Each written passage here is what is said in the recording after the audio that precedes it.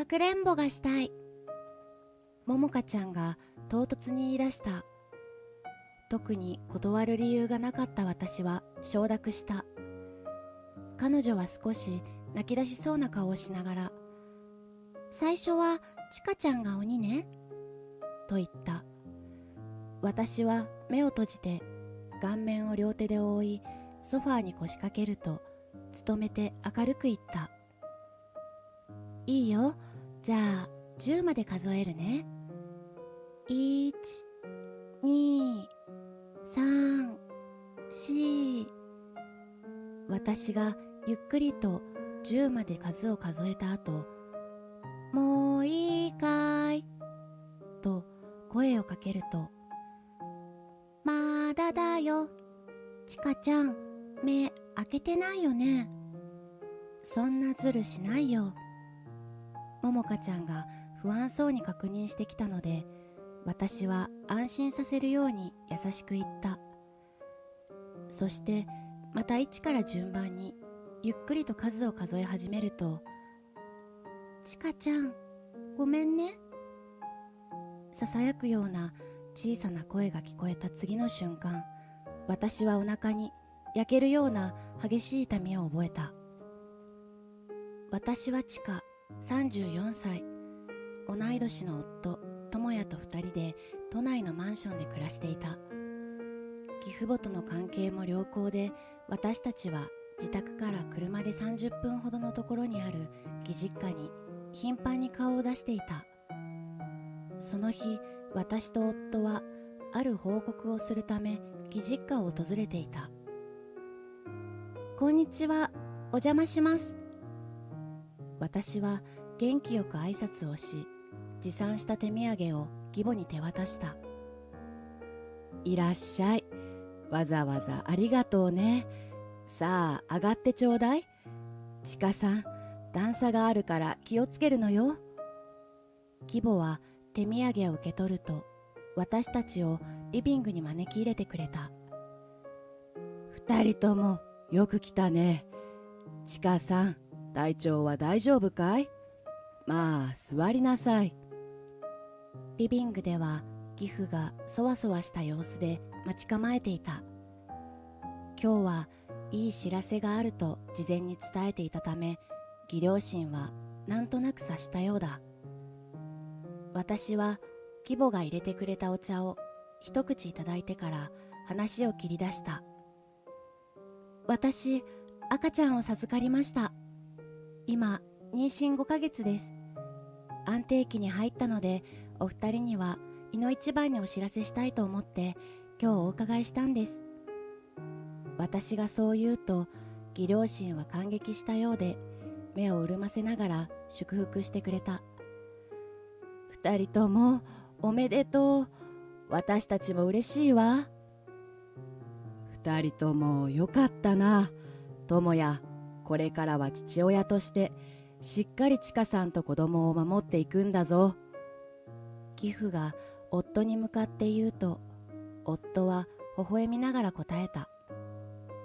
わかってるよ、父さん。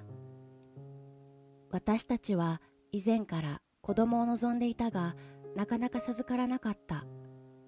結婚して2年経った頃、2人で病院を受診したところ、私が妊娠しづらい体質であることが判明した。決して不可能ではないが、自然に妊娠することはほぼないだろう、と担当した医師から宣告され、私はショックで目の前が真っ暗になった。私はひどく落ち込み、数日間悩み考えた末、子供を望む夫から父親になる機会を奪いたくない、と離婚を申し出た。すると夫は、見くびらないでくれ。俺はそんな軽い気持ちでチカと一緒になったわけじゃない。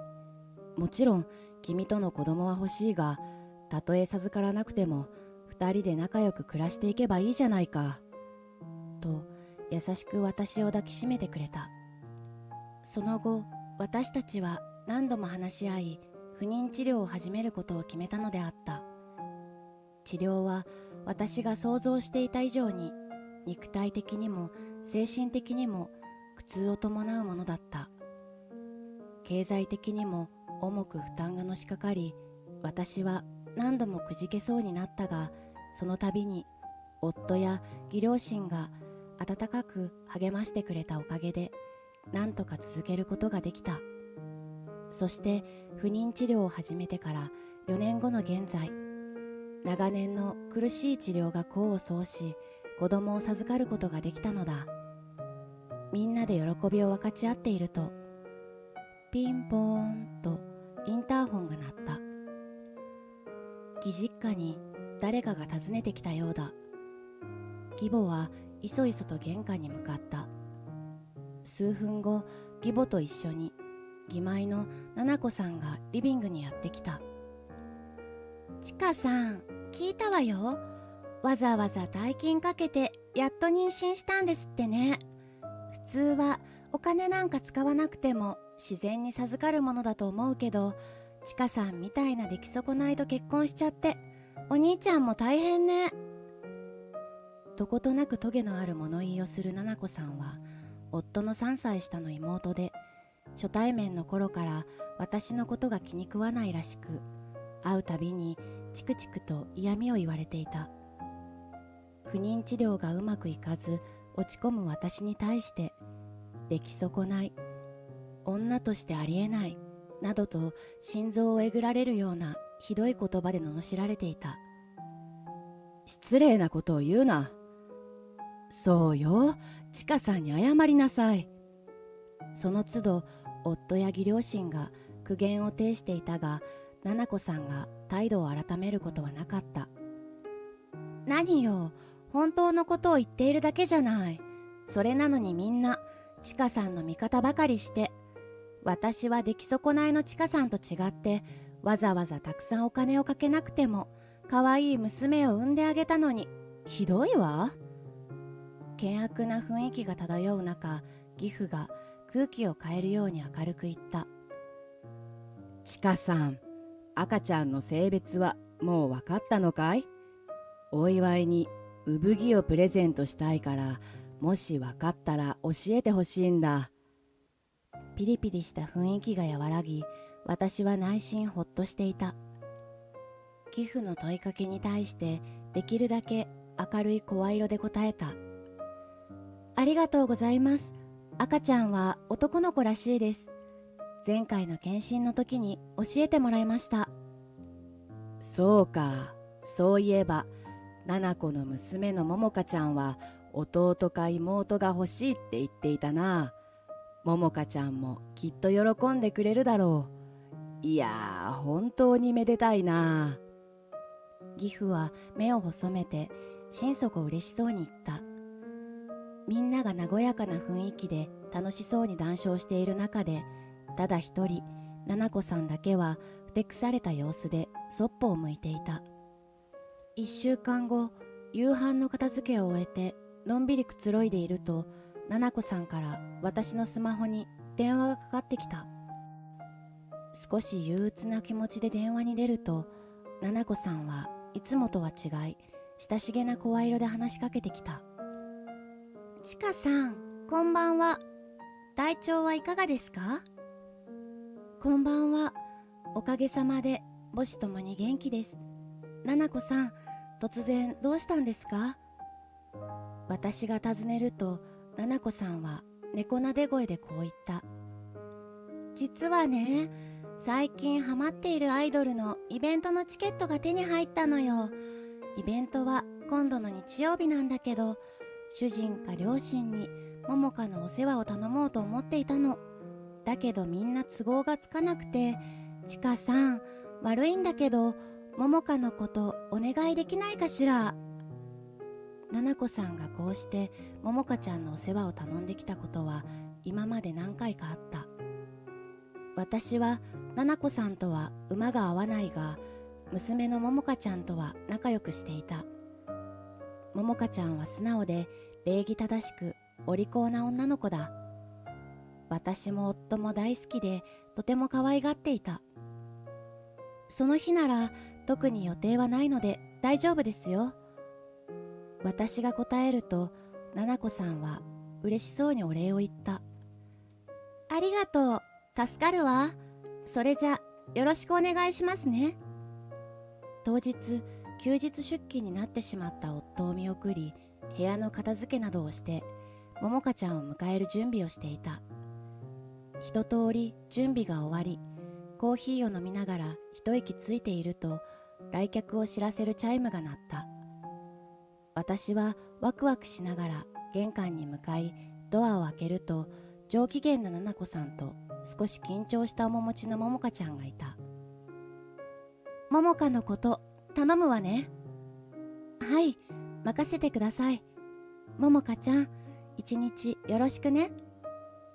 私がももかちゃんに微笑みかけると、彼女は伏目がちにうなずいた。いつもはもっと懐いてくれていたが、今日はどうしたんだろう。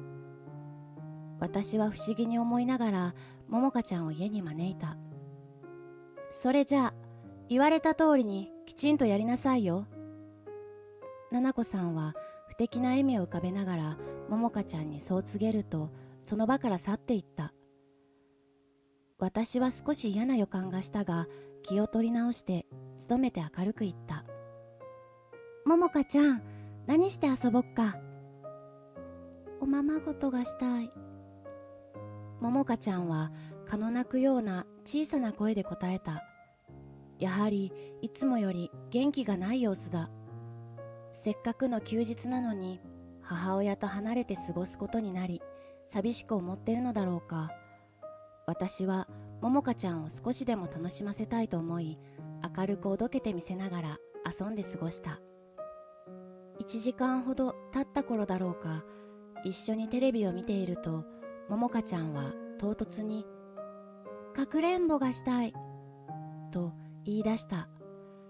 特に断る理由もないので、いいよと答えると、彼女は少し泣き出しそうな顔をしながら、最初はちかちゃんが鬼ねと言った。私はももかちゃんの表情を見て少し心配になったが、目を閉じて顔面を両手で覆い、ソファーに腰掛けると努めて明るく言った。いいよ、じゃあ10まで数えるね。1、2、3、4。私がゆっくり数を数えると、ももかちゃんはガサゴソと物音を立て始めた。隠れる場所を探しているのだろうか。5、6、7、8、9、10。もういいかい。私が声をかけると、まだだよとももかちゃんの声が聞こえた。なんだか焦っているように感じた。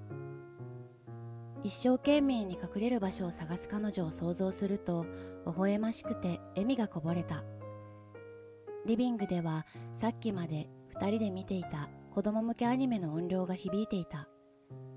私は再度10まで数え問いかけた。まだだよ、ちかちゃん、目開けてないよね。そんなズルしないよ。ももかちゃんが不安そうに確認してきたので、私は安心させるように優しく言った。そしてまた1から順番にゆっくりと数を数え始めた。1、2、3。次の瞬間、ちかちゃん、ごめんね。ささやくような小さな声が聞こえたかと思うと同時に、ガシャンと何かが落ちて割れるような音が響き、その直後、私の腹部にピリピリと焼けるような痛みを感じた。驚いて目を開けると、目の前には今にも泣き出しそうな顔をしたももかちゃんが立っていて、足元には丼が真っ二つに割れて転がっていた。私のお腹付近に何か液体をかけられたようだ。私の腹部は濡れてシミになっていて、洋服の裾からポタポタと水滴が滴っていた。洋服の裾をめくり確認すると、おへそ周りの皮膚がやけどをしたようで真っ赤に腫れていた。辺りを見渡すと、ウォーターサーバーのチャイルドロックが外れていた。私は一旦頭の中を整理しようと考えた。ももかちゃんを疑いたくはなかったが、何度考え直しても結論は変わらなかった。ももかちゃんは私をかくれんぼに誘い、私が目を閉じている間にウォーターサーバーのチャイルドロックを外し、熱湯を私のお腹めがけて浴びせたのだろう。一体どうして？私は鋭い痛みに耐えながら、お腹の赤ちゃんにもしものことがあったらと不安になり、急いでかかりつけの総合病院に電話をかけた。対応してくれた女性は混乱する私の話を丁寧に聞いてくれて、私は少し冷静になれた。まずは皮膚科を受診し、その後産婦人科でも見てくれることになった。次に私は七子さんにももかちゃんを迎えに来てくれるよう電話で連絡をした。何か理由があったにせよ、妊婦である私のお腹にわざと熱湯をかけるなんて、私はまだ幼いももかちゃんにひどい暴言を吐いてしまいそうで怖かった。数回コール音が鳴った後、電話に出た七子さんはいつものこちらを見下したような声色で話しかけてきた。もしもし、一体何かしら。もうすぐイベントが始まるから手短にお願いしますね。私が今起こった出来事を淡々と告げると、七子さんはこともなげに言った。あらそう。まあ子供がしたことだから多めに見なさいよ。バカみたいに騒ぎ立てたって仕方がないじゃない。桃香はまだ5歳なんだから。だいたいきちんと面倒を見ていないちかさんが悪いんでしょ。うちの桃香が怪我でもしたらどうしてくれるのよ。そんな言い方はないでしょ。私は妊娠しているんですよ。お腹めがけて熱湯を浴びせるなんて、赤ちゃんに万が一のことがあったらどうするんですか。それに自分の子供が他人に怪我をさせたら、まず親として謝罪をするのが常識だと思いますけど。まるで私を責めるような言い草に腹が立ち反論すると、七子さんはさらにこんなことを言ってきた。はあ？私に謝れって言いたいの？ふざけないでよ。わざわざ大金かけて治療しないと妊娠できない出来損ないのくせに。子供がしたことなのにいちいち目くじら立ててみっともないわよ。私はこのまま話していても拉致が開かないと思い、七子さんに淡々と告げた。これから病院に行くんです。ももかちゃんを迎えに来てもらえませんか。そんなの無理に決まってるじゃない。その程度で病院だなんて大げさね。あ、イベントが始まるから切るわね。私、ちかさんと違って忙しいの。七子さんはそう言うと、私の返事も聞かずに電話を切ってしまった。私はため息をつき、震えて下を向いているももかちゃんに声をかけた。ももかちゃん、ママは忙しくてお迎えに来られないみたい。今から病院に行くから、ももかちゃんもついてきてくれる？ももかちゃんは不安そうな顔をしながらこくりとうなずいた。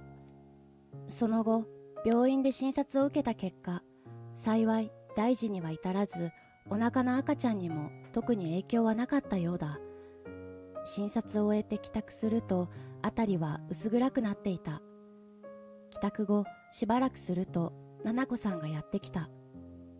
彼女に一応診察の結果を伝えると、やっぱり大したことなかったじゃない。ちょっとお湯がかかったくらいで大騒ぎしすぎなのよ。と、最後まで謝罪の言葉はなかった。ももかちゃんは何か言いたげな様子でもじもじしていたが、さ、帰るわよ。と、七子さんに手を引かれ帰っていった。私がもやもやした気持ちを抱えたまま夕飯の支度をしていると、仕事を終えた夫が帰宅した。ただいま。お帰りなさい。私が暗い表情で答えると、夫は心配した様子で尋ねてきた。元気ないな。どうしたんだ？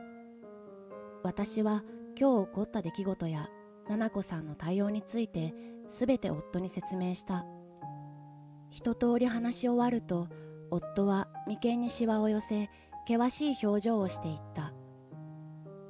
なんだよそれ、菜々子のやつ、一体何を考えているんだ。桃香ちゃんがいつもと違って元気がなかったっていうのも気になるな。そしてしばらくの間考え込んだ後、近いうちに菜々子の家に行ってくるよ。結果は必ず報告するから、この件は俺に任せてくれないかと言った。私は了承し、夫の報告を待つことにした。3日後、仕事を終え駅に向かって歩いていると、夫から義実家に来るよう連絡があった。理由は後で話すからと言われたので、とりあえず電車で義実家に向かうことにした。義実家に着くと、険しい表情をした義父母と夫に囲まれてふてくされた様子の菜々子さんがいた。私が挨拶をすると、菜々子さんは肉々しげにこちらを睨みつけてきた。私はどういうことかを尋ねると、夫は順を追って説明してくれた。夫の話によると、彼は私から話を聞いた次の日、仕事終わりに菜々子さんの家に行き、菜々子さんが入浴中にこっそり桃香ちゃんに真相を尋ねたらしい。桃香ちゃんは後悔していたようで、夫にすべて正直に話してくれた。あの日、桃香ちゃんは菜々子さんに指示されたため、あんなことをしでかしたらしい。菜々子さんはかくれんぼへの誘い方やウォーターサーバーのチャイルドロックの外し方まで今節丁寧に指示をしていたそうだ。きちんと言われた通りにやらなければ、ママは桃香のこと嫌いになるよ。ママに嫌われてもいいの？などと脅迫めいたことを言われたので、桃香ちゃんはいけないことだとは分かっていたが、母親に嫌われたくない一心でやってしまったのだ。夫がここまで話を得ると、私はあまりにひどい内容に菜々子さんに対して強い憤りを感じた。菜々子さんは夫が話している最中も気だるそうにスマホをいじっていた。私は彼女に向かって強い口調で問いただした。菜々子さん、どうしてあんなひどいことをさせたんですか？前々から私のことが気に食わないことは分かってましたが、今回の件はあんまりにもひどすぎます。私のお腹の赤ちゃんを危険にさらしただけでなく、桃香ちゃんだってやけどしていたかもしれないんですよ。すると菜々子さんは心底うんざりした様子でこう言った。うるさいわね。結局なんともなかったんだから、もういいじゃない。どうしてあんなことをさせたかって？そんなのあんたにムカついたからに決まってるじゃない。出来損ないのくせに私を差し置いて男の子を妊娠するからこんなことになるのよ。はあ？赤ちゃんの性別が何か関係あるんですか？私が訳が分からず尋ねると、菜々子さんは青筋を立てて怒鳴り散らしてきた。関係あるわよ。私ずっと男の子が欲しかったの。あんたが出来損ないらしくずっと不妊のままだったらこんなことにならなかったのに。全部空気を読めないあんたが悪いんだから、私は絶対に謝らないからね。ふざけるな。突然夫が大きな声を上げた。そして菜々子さんを見据えると激しい口調で言い放った。お前は子供のことを何だと思っているんだ。お前がした身勝手な行いのせいで、ちかやお腹の子供、桃香ちゃん、父さん、母さんもみんな傷ついて悲しい思いをしたんだぞ。自分の子供を脅して他人に危害を加えるなんて、これはれっきとした犯罪行為だ。警察に届け出るからな。覚悟しておけ。ちょっと待ってよ。そんなことされたら私が捕まっちゃうじゃない。うちにはまだ幼い桃香がいるのよ。母親が犯罪者だなんてかわいそうだわ。菜々子さんが慌てて抗議をしたが、夫は聞き入れなかった。義父母でさえ菜々子さんをかばうことはなかった。その後、私たちは被害届を提出したが、結局不起訴処分になった。しかし、それで七子さんを許したわけではない。七子さんを民事で訴え、損害賠償を請求したのだ。また、このことが原因で、七子さんはご主人から離婚を突きつけられた。親権も失い、面会も許されず、義父母からも勘当され、今は6畳一間の風呂なしアパートで一人寂しく泣き暮らしているらしい。私たち夫婦と義父母は、ももかちゃんと月に1回、義実家で面会をさせてもらっている。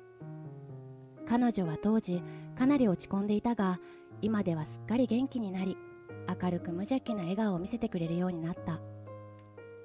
ある日、臨月に入った私は、ももかちゃんに会うために、夫と共に義実家を訪れていた。ちかちゃん、赤ちゃんにいつ会える？多分来月かな。赤ちゃんが生まれたら一緒にお世話してくれる？私がそう聞くと、ももかちゃんは嬉しそうにこう言ってくれた。うん、ももか、お姉ちゃんだからいっぱい面倒を見てあげる。ありがとう。ももかちゃんはきっと優しくて素敵なお姉さんになってくれるだろう。そう遠くない未来を想像すると自然と笑みがこぼれた。私の心は温かい気持ちで満たされたのであった。